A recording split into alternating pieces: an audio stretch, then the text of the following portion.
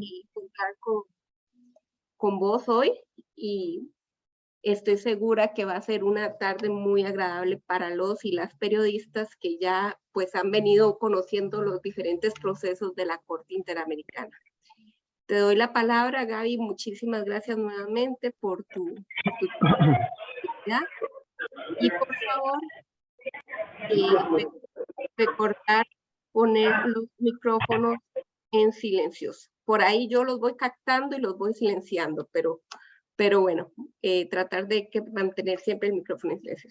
Bienvenida, Gaby, y te dejo el espacio para tu charla. Muchas gracias, Gabriela. Y bueno, primero que todo, empezar por saludar a todas las personas que nos acompañan hoy. Es la primera vez que tengo el gusto de participar en este curso, pero es de verdad un curso que me parece fundamental que se esté dando desde la Corte, que podamos tener este espacio de diálogo, de relación, de comunicación tan necesaria, y que en realidad nos viene a beneficiar a todos en nuestros trabajos, ¿no? Entonces, como decía Gabriela, vamos a hablar hoy de lo que es la supervisión de cumplimiento de sentencias. Si me permiten, voy a compartir pantalla y le voy a pedir a Gabriela si me ayuda con el tiempo para que cuando me queden 5 minutos me avise para limitarme con los tiempos y poder dejar el espacio para preguntas. Okay, déjame ver, para ver, creo que necesitas el acceso a la pantalla. Ahí está, perfecto. ¿Todos pueden ver la pantalla de la abogada Gabriela? Sí, se ve. Ok, perfecto. Ir al inicio. Sí, gracias. Okay. Sí, entonces, como les decía, vamos a hablar de supervisión de cumplimiento. Esta es la etapa final de un procedimiento ante la Corte Interamericana, pero es sumamente importante. No sé si ya vieron, Gabriela, lo que son las reparaciones que dicta la Corte, si ha sido parte de las capacitaciones o eso no. Bueno, no sé si. Pero bueno, tal vez sí indicarles que en las sentencias, en cada sentencia, la Corte dispone una serie de reparaciones.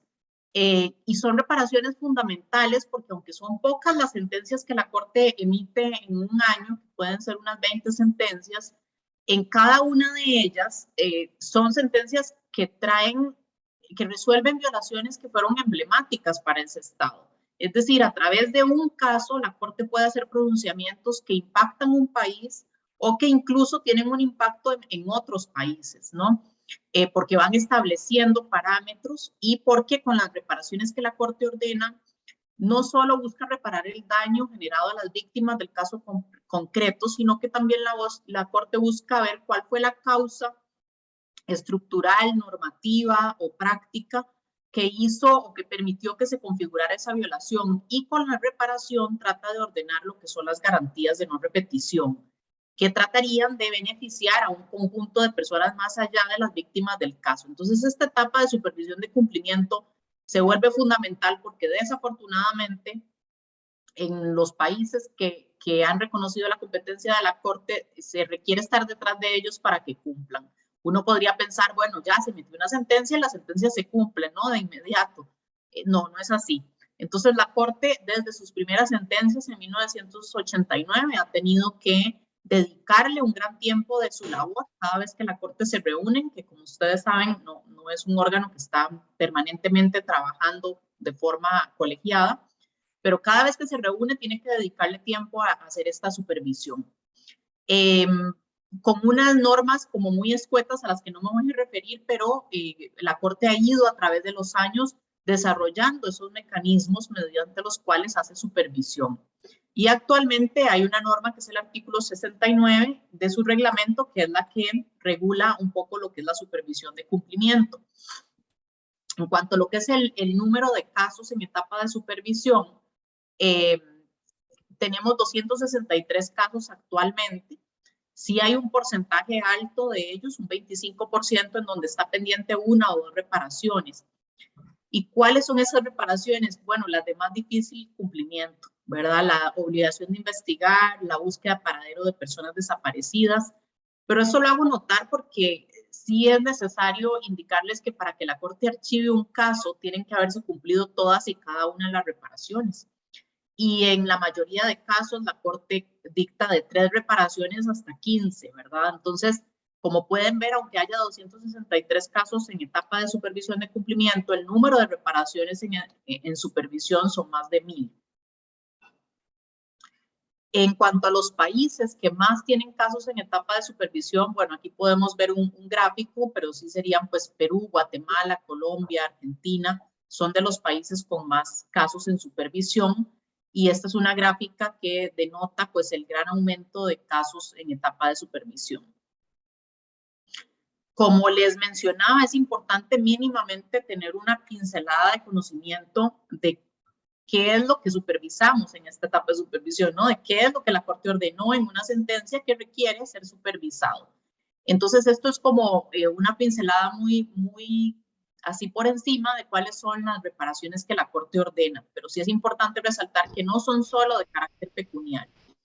Así como ordena indemnizaciones que en muchos casos pueden venir a modificar y realmente a cambiar las condiciones de vida de las víctimas, de verdad a ayudar a reparar un daño muy profundo. Las violaciones que la Corte ve son tan graves que ese tipo de reparación de indemnización no es suficiente. Y entonces la Corte desde sus primeros casos y particularmente a partir del año 2001 empieza a dictar medidas que son también de restitución, de rehabilitación, que sería, bueno, restitución son medidas como lo que es la restitución de tierras de comunidades indígenas, restitución del derecho de propiedad,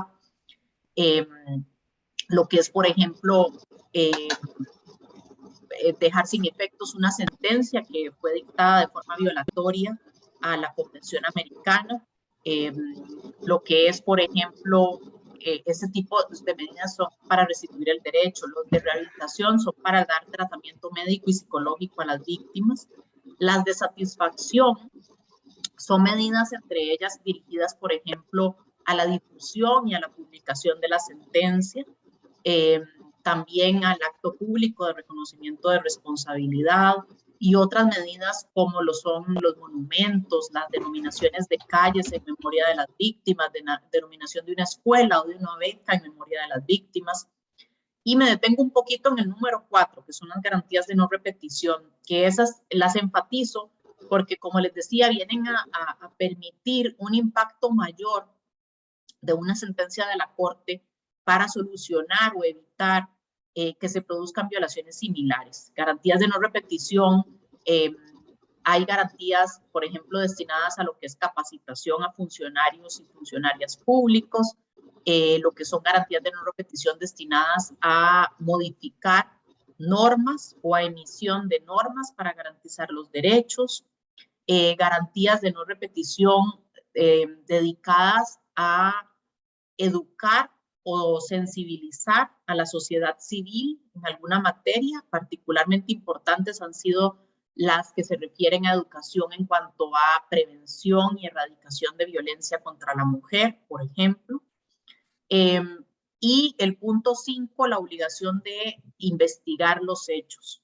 Como saben, estos son casos de graves violaciones que muchas veces fueron perpetradas en el marco de conflictos armados, en el marco de estructuras que permitían una impunidad de los hechos, y los casos que llegan a la Corte, como habrán visto, tienen décadas muchas veces de haber ocurrido. Entonces es una obligación particularmente compleja de cumplir por el tiempo transcurrido y porque muchas veces incluso quienes tuvieron el poder durante la época en que se perpetraron las violaciones continúan de alguna forma teniendo algún poder o intervención. Entonces, sí no son reparaciones pues muy sencillas de ejecutar, no todas ellas, y lo que es dentro de la desatisfacción también está lo que es la búsqueda de paradero, que esa también es particularmente pues compleja.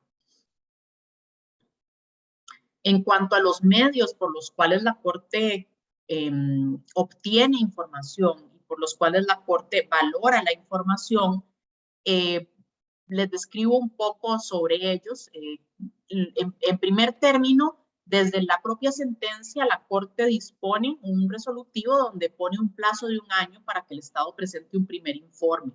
Y cada reparación tiene también un plazo de cumplimiento. Entonces, el Estado tiene que presentar un informe de manera escrita.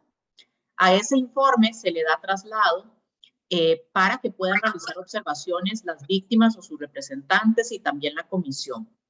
Y esto lo resalto porque el sistema interamericano, a diferencia del europeo, es un sistema muy centrado en las víctimas en cuanto a dictar las reparaciones y en cuanto a su supervisión. Para que la Corte declare el cumplimiento o valore el cumplimiento de una reparación, se escucha a las víctimas y a los representantes. Pero también está la oportunidad de recibir información por lo que denominamos amicus curiae, o sea, amigos y amigas de la Corte que pueden ser personas físicas, personas jurídicas, instituciones, instituciones académicas, pueden ser periodistas, pueden ser organizaciones de la sociedad civil, puedan presentar una opinión sobre el cumplimiento de alguna de las reparaciones.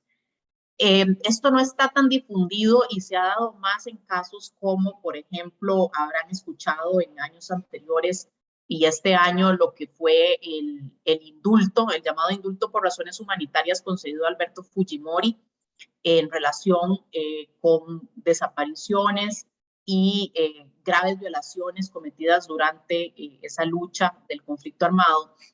Y ahí, cuando ya le estaba cumpliendo pena, se le otorga un indulto. Ahí, por ejemplo, esos son casos que llaman como mucho la atención y en donde recibimos diversos escritos de la sociedad civil que quiere participar, que quiere dar pues también su opinión, de universidades también. Eso es como una parte que es como escrita. También aquí vamos a ir viendo lo que son las diligencias en territorio del Estado responsable, que me voy a referir a ellas ahora un poco más adelante, pero es un método de supervisión de obtener información que empezamos a hacer a partir del 2015, que es cuando se crea la unidad de la Secretaría en la que yo trabajo, la que dirijo, en que nos enfocamos más en esta tarea de supervisión y empezamos un poco a ver otras formas también de obtener información que sean un poco más dinámicas, un poco más de contacto con las personas que tienen que ejecutar esas reparaciones. Además de esas diligencias en territorio del Estado responsable, la Corte realiza audiencias. Esas audiencias pueden ser públicas o privadas. Eso depende un poco de las reparaciones que se van a supervisar. La próxima semana, por ejemplo, tenemos una audiencia que será privada y que tiene que ver con reparaciones de una víctima de violencia sexual. Y tenemos también una audiencia que será pública, que reúne 3 casos contra El Salvador en materia de desaparición de niños durante el conflicto armado y que se refiere a garantías de no repetición en esa materia. Esa será pública y se transmite pues por redes sociales. Y tenemos también las audiencias, pueden ser en la sede de la Corte en San José de Costa Rica, pueden ser en el territorio del Estado responsable o pueden ser de manera virtual, que sería lo que nos ha dejado esta pandemia. La otra forma de obtener información también la empezamos a aplicar a partir del 2015, que la permite el reglamento de la Corte y es pedir información a otras fuentes de información. ¿Qué es lo que llamamos otras fuentes de información? Bueno, en un proceso ante la Corte, cuando el proceso inicia, resulta que hay que dirigirse a quien sea el ministro o la ministra de Relaciones Exteriores de ese país para pedirle que acredite quién va a ser la o las personas que van a representar a ese Estado en este proceso internacional. Entonces, como Corte, porque el derecho internacional nos obliga, nosotros tenemos que continuar pidiendo información a esa persona o personas que son designadas como agentes, representantes del Estado. Y eso funciona bien en etapa de fondo de un caso, antes de que se emita una sentencia, pero en etapa de supervisión, desde mi punto de vista, no funciona, porque esas personas que normalmente están sentadas en un escritorio en la Cancillería no son las personas que tienen un poder de decisión o un poder de ejecución de esas medidas de reparación ordenadas. Y por ese motivo, por ese obstáculo, es que hemos intentado dar aplicación y pedir informes también a otras fuentes directamente. Por ejemplo, en una resolución que notificamos el día de hoy, en un caso de Perú, directamente le pedimos información al ministro de Trabajo. Lo mismo en otros casos de Perú, al ministro de Educación.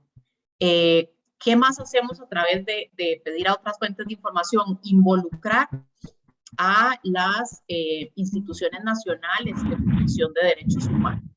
Es decir, tratar de valernos de esos recursos que a nivel interno existen, esa institucionalidad de órganos que deberían de estar velando a nivel interno por una protección de derechos, para también tratar de involucrarlos a que se interesen por el cumplimiento de las sentencias de la Corte. Acá también podemos ver que la Secretaría de la Corte funciona permanentemente, todos los días, digamos, pidiendo información en los diferentes casos para hacer, digamos, pedir informes a los estados, observaciones a representantes, hacemos reuniones de carácter informal también. Y toda esta información que se obtiene, la única forma de valorarla, de que se pueda decir esto está cumplido, esto está pendiente, esto hay un avance, es a través de las resoluciones de la Corte. Y ahora más adelante vamos a, si me da tiempo, entro a la página web de la Corte un poco para mostrar dónde están esas resoluciones, pero esas son las resoluciones que determinan el nivel de cumplimiento de cada reparación. El análisis se hace por reparación y es un análisis que tiene que estar fundamentado. No es simplemente decir, está pendiente porque sí. No, hay que fundamentar por qué está pendiente, qué es lo que falta hacer. Se requieren esas resoluciones de información adicional, se trata de resolver controversias entre las partes, se trata de generar que se reúnan entre las partes en su propio estado para poder coordinar el cumplimiento de las reparaciones. También hay resoluciones que lo que hacen es declarar que el Estado no está cumpliendo con su deber de informar, o aplicar lo que llamamos el artículo 65 de la Convención, que es un artículo que permite a la Corte informar al órgano político de la OEA, que es la Asamblea General, que un Estado no está dando cumplimiento a sus sentencias.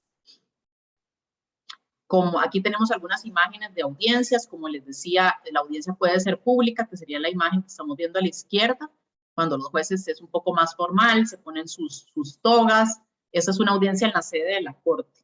Y la audiencia, pues cuando es pública, como les decía, se transmite por redes sociales. Una audiencia privada en territorio del Estado responsable es la imagen que vemos en el medio. Esa es una audiencia que se realizó en Asunción, Paraguay, donde todos estamos sentados pues a una misma mesa, no hay togas, no hay nada de esto, y se delegó en uno de los jueces que hiciera esa audiencia. ¿Por qué? Porque permite que abarquemos más en un año.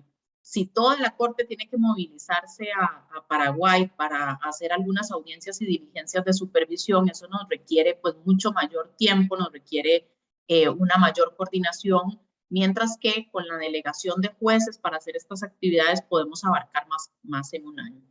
Y pues obviamente a la derecha verán lo que son las audiencias pues de carácter virtual, que al principio pues yo sentía eso como que era muy extraño, muy raro, pero tienen la ventaja de que, por ejemplo, en una de las audiencias que hicimos el año pasado o antepasado, estuvieron participando cientos de personas, de víctimas, era un caso de cientos de víctimas que pudieron ver la audiencia. Eso antes no ocurría, las víctimas se quedaban en Perú, en el país donde estaban, y tenían sus representantes que después llegar y contarles qué fue lo que pasó. Entonces la audiencia virtual nos permite que las víctimas puedan tener un contacto también más directo. Las audiencias pueden ser sobre un caso individual o pueden ser conjuntas sobre varios casos. Les decía, la próxima semana tenemos el 6 de octubre en la mañana una audiencia que va a ser sobre 3 casos. ¿Por qué? Porque nos permite visibilizar que hay 3 casos de El Salvador que han abarcado lo que son las graves violaciones cometidas durante el conflicto contra los niños desaparecidos y la necesidad de que se cumplan las reparaciones ordenadas. Entonces nos da un poco más de impacto. En cuanto a, me voy a detener un poquito en lo que son las visitas en terreno del Estado responsable, las audiencias en territorio del Estado responsable. Como les decía, eso lo empezamos a hacer en Panamá en el 2015. Y cada año pues hemos continuado haciendo, con excepción de los 2 años de pandemia. Primero en Panamá, Honduras, México, Guatemala, El Salvador, incluso en Costa Rica, lo cual puede sonar un poco raro porque la Corte está en Costa Rica, pero no es que la Corte pues se va a presentar en una institución estatal a hacer una diligencia tampoco, ¿verdad? Eso tiene que estar programado y hablado. A la derecha podemos ver algunos requerimientos y ventajas. La Corte requiere de una aquiescencia, de un consentimiento del Estado para poder ir a su territorio y hacer una de estas diligencias o audiencias, y no solo el consentimiento, pero requerimos del apoyo, de la coordinación de las autoridades para también todo lo que es la logística. Ahora veremos algunos ejemplos, pero para la Corte desplazarse, o jueces de la Corte desplazarse al Chaco paraguayo, no es cuestión de que simplemente yo lo organizo y vamos todos para allá, ¿no? Esto se requiere pues un mayor apoyo, se requiere estar varios días en la región, para algunas diligencias, para poder hacer la diligencia en el día programado, se requiere un apoyo de helicópteros para los traslados, entonces sí se requiere un apoyo estatal. Ventajas permiten una constatación completamente directa. Todos sabemos, no es lo mismo leer un informe escrito que realmente ir al lugar, que tener una comunicación con las víctimas directamente, que tener una comunicación con los funcionarios de Estado. Incluso hemos presenciado cómo, gracias a estas visitas, es la primera vez que las víctimas reciben a gobernadores o a funcionarios, altos funcionarios, desde, por ejemplo, el ministro de Educación, viceministra de Salud, director del Instituto Nacional del Indígena. Primera vez que tienen un contacto, que los visitan y que se interesan por ir a ver cómo se está desarrollando las reparaciones. Entonces tenemos esa mayor participación también de autoridades estatales, y tenemos lo que podemos ver como un impacto inmediato y posterior a la visita. Por ejemplo, con las visitas que hicimos en el 2017 a 3 comunidades indígenas, cada una había un caso ante la Corte con sentencias emitidas en un rango de 5 años. Pudimos constatar las condiciones realmente deplorables en que vivían y continuaban viviendo, sobre todo los de una de las comunidades. Pudimos constatar que para que les pudieran entregar sus tierras había que hacer un camino que pudiera conectar esas tierras con las comunidades vecinas y con las ciudades vecinas, y ahí pueden ver en la foto de la derecha cómo estaba el tal camino, ¿verdad? Realmente había que acelerar todo esto. Justo esos días que nosotros estuvimos haciendo las diligencias de supervisión, resulta que esos días les llevaron agua potable, así de pura casualidad. Entonces dice, bueno, días antes hubo vacunación, hubo, o sea, algunas otras cuestiones que se dan justo para tratar de demostrar los días antes de la audiencia que hay un avance, ¿verdad? Entonces, estas son pues algunas imágenes de esas, de las visitas a las diferentes comunidades. Estas son comunidades aledañas. Obviamente en cada una de esas visitas se les escucha de forma directa a los líderes y lideresas. Aquí vemos también, esto es en una imagen del 2019, es decir, 2 años después de esa visita, cuando ya se está dando la entrega de las viviendas. Obviamente la foto del presidente de la República no podía faltar. Pero sí, pues sí hacen notar que en este caso, sí, no sé si hay acá periodistas paraguayos, pero sí requiere pues un desplazamiento, no es que está ahí nomás ir a sacarse la foto y hacer la entrega de las viviendas, ¿verdad? Estos son fotografías en la columna izquierda, podemos ver lo que fue la visita en el caso de las masacres del Mozote y lugares aledaños contra El Salvador. Y ahí me detengo también un poquito, porque este es un caso realmente emblemático, es lo que se identifica como la peor masacre cometida en los conflictos armados y en dictaduras durante, ¿verdad?, el siglo pasado en Latinoamérica. Y como ustedes tal vez conocerán o recordarán, fue una masacre de la que el Estado de El Salvador la negaba, una masacre que fue completamente negada, pero que además fue difundida gracias al trabajo de 2 destacados periodistas en 1982, que hicieron un reportaje, fueron a la zona y lo acompañaron también de fotografías. en donde dieron a difundir que estos hechos sí habían ocurrido, por más que fueran negados por el gobierno de El Salvador y también el de Estados Unidos, ¿verdad? Que incluso meses después de esto le volvió a dar millones de dólares al gobierno de El Salvador para que continuara con esa tal lucha. Pero bueno, el punto es que habían varias de las medidas ordenadas que iban a beneficiar a las comunidades, y ahí podemos ver cómo durante la visita se estaba levantando lo que es la Escuela del Mozote, y en el 2020 ese centro escolar pues ya está finalizado. Hay otros centros escolares que se hicieron también en comunidades aledañas.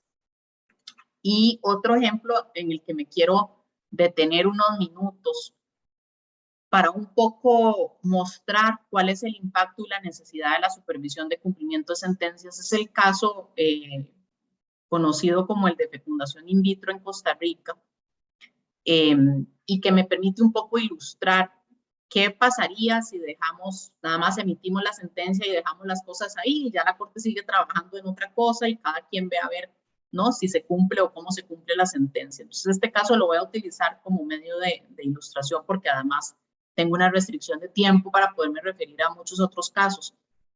La sentencia del caso de fecundación in vitro es una sentencia que emite la Corte en el 2012, después de que Costa Rica llevaba desde el año 2000 con una prohibición de que se efectuara en el país la fecundación in vitro, una prohibición que venía de una sentencia de la Sala Constitucional, y ordena dentro de las garantías de no repetición que se tiene que dejar sin efecto esa prohibición y que se tiene que permitir hacer la fecundación in vitro, que se tienen que regular los aspectos necesarios para la implementación de la técnica y que se tiene que incluir su disponibilidad en la atención en salud de la seguridad social.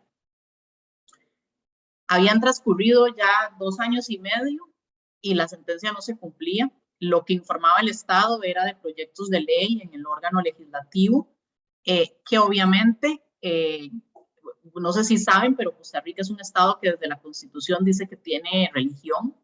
Entonces estamos lidiando pues con un cumplimiento en donde por algo estuvo, por esa cantidad de años, esa prohibición de la técnica, donde hay una gran injerencia religiosa en la toma de decisiones que no deberían de ingerir. Y entonces, nada progresaba en el órgano legislativo, ¿no? Personas, como ustedes saben, la técnica, ¿verdad? Hay que realizarla también a tiempo. O sea, imaginemos la cantidad de personas que en esos años requerían la técnica y que ya simplemente no la van a poder utilizar. Y entonces, en mediados de 2015, la Corte decide, no, ya no más informes, vamos a convocar una audiencia que sea pública. En esa audiencia incluso se invitó a participar a la defensora de los habitantes de Costa Rica, que es la imagen que podemos ver ahí. Fue la primera audiencia donde se hizo eso, que se le pidió a un órgano nacional de protección que participara en una audiencia. Y en la convocatoria de la audiencia se le pregunta al Estado, ¿qué otras medidas está usted tomando? ¿Qué otras posibilidades normativas tiene para poder ejecutar las reparaciones de la Corte que no sean depender de esos proyectos de ley que llevan años y que no tienen ningún avance en el trámite legislativo? El Estado llega a la audiencia en septiembre del 2015 y presenta a la Corte que unos días antes emitió un decreto ejecutivo que autoriza la realización de la técnica. Y entonces, esto por contarles rápido, pero hubo todo, digamos, como un debate nacional alrededor de este tema, en donde la propia Sala Constitucional, que había generado la responsabilidad del Estado con su decisión, se le presentaron recursos de amparo y no quiso amparar el derecho. Era realmente una situación desesperante la que se tenía, porque no se veía el cumplimiento, pero teníamos en ese momento un poder ejecutivo que quería cumplir, ¿no? Y esto es importante y lo hago notar porque van a notar con ciertas sentencias de la Corte que puede haber un poder del Estado que quiera cumplir y otros que no, y que se estén oponiendo. Entonces, esto son cuestiones también normal en cuanto al cumplimiento de las sentencias de la Corte. La Corte emite una resolución después de esa audiencia donde dice que la prohibición no puede producir más efectos jurídicos. Se basa en la propia normativa del Estado de Costa Rica que indica que las sentencias de la Corte son ejecutables de manera inmediata. Y la Corte indica que el decreto ejecutivo que adoptó el Estado debe mantenerse en vigencia para evitar que se haga ilusorio el derecho que tienen las personas a decidir si utilizar la técnica para intentar tener hijos biológicos. Ello sin perjuicio de que si el órgano legislativo llega a emitir una regulación posterior en apego a los estándares internacionales, pues que esa regulación sería la que estaría vigente. Entonces, esto es como un ejemplo, si todavía, les cuento que esos proyectos de ley no se ha aprobado ninguno. O sea, si todavía estaríamos esperando en el 2022 respecto al cumplimiento de una sentencia del 2012 aquí en Costa Rica. Entonces, sí es como importante ver lo que es la importancia de hacer la supervisión de cumplimiento. Una vez que la Corte Interamericana emite esa resolución, en Costa Rica ya todo se empieza pues a mover. Hay 2 centros médicos privados que logran ser acreditados por el Ministerio de Salud para poder realizar la técnica. Y también en el 2019 se crea, ahí pueden ver la imagen de lo que es la Unidad de Medicina Reproductiva de Alta Complejidad dentro de la Seguridad Social de Costa Rica para garantizar que todas las personas tengan acceso a la técnica y no solo quienes puedan pagarlo en un centro médico privado. Y en ese 2019 la Corte hace una visita a esa unidad de medicina reproductiva donde recibe explicaciones de forma directa y emite una resolución de supervisión de cumplimiento en que archiva el caso por un cumplimiento total. Entonces aquí vemos lo que eran las noticias de la época previo a la sentencia de la Corte, ¿verdad? Costa Rica, país casi que creo que era país único en prohibir la fecundación in vitro, y lo que son los artículos periodísticos posteriores, ¿no? Que dan cuenta de que ya se puede realizar los procedimientos de fecundación in vitro, incluso en la Caja Costarricense de Seguro Social, que empiezan a dar cuenta de los bebés que son concebidos por medio de la fecundación in vitro. Entonces, eso como para resaltarlo como un caso que me permite exponer la importancia de la supervisión de cumplimiento. Esto de los informes a otras fuentes de información ya se los comentaba un poco, pero es lo que permite hacer participar a defensorías de los habitantes y del pueblo. Acá podemos ver lo que es una estrategia que venimos usando también de supervisión, que es lo que llamamos supervisión conjunta. Por ejemplo, el caso de Guatemala. Pocos avances en cuanto a la obligación de investigar que sacaran a los casos de Guatemala de la impunidad en casos de graves violaciones cometidas durante el conflicto armado. Entonces, ¿qué hace la Corte? En lugar de empezar a llamar a audiencias por casos individuales, llama a audiencias o pide informes de forma conjunta en los 14 casos que tienen, digamos, el factor común de que son graves violaciones cometidas durante el conflicto armado. Eso es lo que llamamos como supervisión conjunta, que nos permite dar un mayor impacto y abordar una temática de una forma pues mucho más global. Esta supervisión conjunta incluso crea redes o lazos entre las propias organizaciones representantes de los diferentes casos, representantes de las víctimas, que después de ahí, por ejemplo, en los casos de Honduras que hicimos supervisión conjunta, los diferentes representantes legales que antes no trabajaban por una lucha conjuntamente, crean lo que ellos llaman una mesa de trabajo y una mesa de diálogo, en donde vienen trabajando y haciendo actividades, aparte de las que la Corte Interamericana realice, ellos mismos promoviendo y haciendo actividades para el cumplimiento de la sentencia. Y aquí tenemos un punto que identificamos que teníamos que tener un mejoramiento. Desde el 2015 que tenemos la unidad de supervisión de cumplimiento, vimos que la información de acceso al público sobre supervisión de cumplimiento era básicamente nula. El informe anual tenía 2 páginas de información, no se sabía ni qué había pasado en el año. Entonces nos damos a la tarea un poco de tener un capítulo específico del informe anual de labores, también de tener una mejor exposición en la página web de la Corte. Era imposible encontrar la información sobre supervisión de cumplimiento de sentencias en la página web. Y también logramos que la Corte emita en el 2019 un acuerdo en donde permite que se publique la información que presentan los estados y los representantes de víctimas sobre garantías de no repetición, porque los informes escritos de los estados son información privada, ¿no? Están los expedientes, pero lo que es sobre garantías de no repetición ya lo hacemos público en la página web. Y ahorita voy unos minutos a la página web, pero sí tal vez resaltar la importancia, obviamente, de la sociedad civil, de participar, de interesarse por el cumplimiento de las sentencias de la Corte, porque eso da una herramienta extra para lograr alcanzar ese cumplimiento. Y dentro de esto destaco, obviamente, lo que es la labor periodística, la difusión que se haga a las actividades de la Corte, a las sentencias de la Corte. Todo esto viene a sumar esa necesaria aporte que se necesita para requerir que un Estado cumpla. Como les decía, no hay forma de forzar a un Estado a cumplir. No tenemos poder coactivo para forzar a un Estado a cumplir, más que el poder, digamos, de la exposición mediática, el poder de las organizaciones que le exijan a ese Estado cumplir. Las víctimas por sí solas terminan siendo pues muy débiles para exigir del Estado un cumplimiento de medidas como las garantías de no repetición.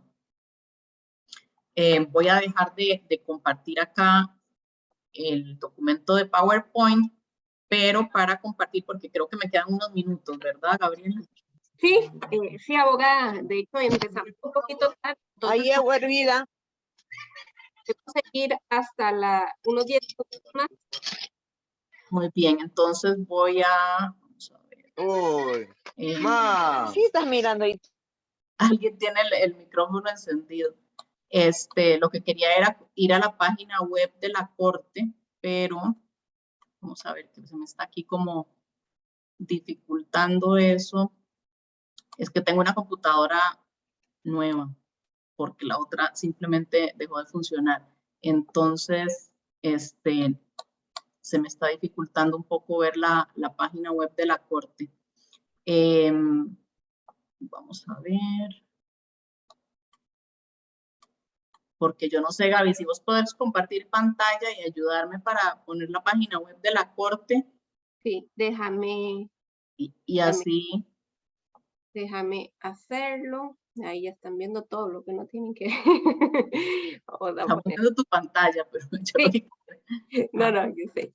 Ok, perfecto. No hay nada secreto. Nada más es que quiero ponerme en silencioso para asegurarme que ustedes estén viendo la página web. Ahí ven la página, ¿verdad? Y perfecto. Ahora, sí, dale más despacio. Entonces, ahí vemos cómo logramos ver lo que es supervisión de cumplimiento. Así, perfecto. Antes estaba escondido, ahora por lo menos está como un poco más expuesto. Ahí si te paras, Gaby, en supervisión de cumplimiento, vamos a ver que está alguna información básica conozca sobre la supervisión, los casos en etapa de supervisión. Tal vez si entras ahí, por favor. Eso nos va a llevar a un cuadro en donde podemos ver los casos por país. Si damos sobre Argentina, entonces ahí nos van a salir los casos de Argentina en orden cronológico de emisión de las sentencias y vienen los enlaces también a las resoluciones de supervisión. También vienen estos documentos que permiten un acceso rápido a cuáles son las reparaciones pendientes y declaradas cumplidas para no tener que ir a leer las resoluciones y no encontrarlas mucho más rápido y fácil. Entonces tenemos este cuadro por país. Gracias, Gaby. Si me permitís, si vas de nuevo a la información, podemos bajar y ver. Quería mostrar los reportajes que nos ayudan a hacer los compañeros y compañeras del área de comunicaciones. Entonces aquí tenemos algunos reportajes sobre temas relevantes de cumplimiento de sentencia. Este es un caso realmente paradigmático porque es el primer caso, el de Paola Guzmán Albarrachín, de la Corte en cuanto a violencia sexual en instituciones educativas. Entonces, si bajamos un poco, ahí veremos el reportaje que trabajamos entre el área de supervisión y el área de comunicaciones para hacer un poco más accesible la información que podría ser de interés de las personas, ver un poco lo que es el cumplimiento de las reparaciones. Y así hay aquí pues algunos otros reportajes, ¿verdad, Gaby? También tenemos casos en reportajes anteriores están los casos de violencia sexual contra mujeres indígenas en México, de Fernández Ortega y Rosendo Cantú. Tenemos un reportaje al respecto. El caso Atenco también, que es un caso también que involucra violencia sexual contra mujeres en México. Y así pues seguimos preparando algunos reportajes, y este es el caso que les comentaba de Paraguay, comunidades indígenas también, lo que es garantizar el derecho a la propiedad indígena. Este es otro reportaje que está acá. Y si vamos para atrás, Gaby, podemos ver lo que son los comunicados de prensa, ahí también en la misma supervisión de cumplimiento, los comunicados de prensa después de que hay una visita de supervisión en terreno del Estado, visitas de supervisión, perfecto. Aquí van a encontrar un comunicado de prensa por cada visita.